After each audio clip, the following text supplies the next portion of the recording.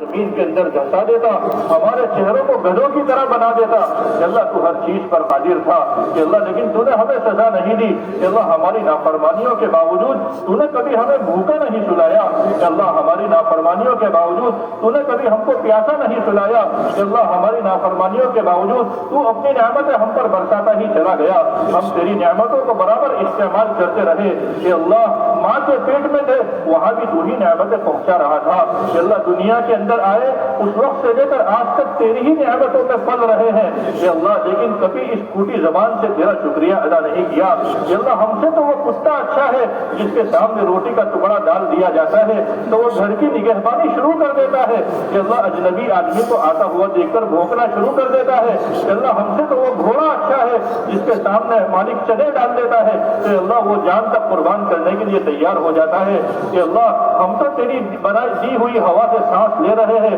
تیری بنائی ہوئی زمین پر چلتے ہیں، تیرے بنائے ہوئے سورج سے روشنی حاصل کرتے ہیں کہ اللہ تیرا دیا ہوا سب کچھ استعمال کر رہے ہیں، لیکن مولا آج تک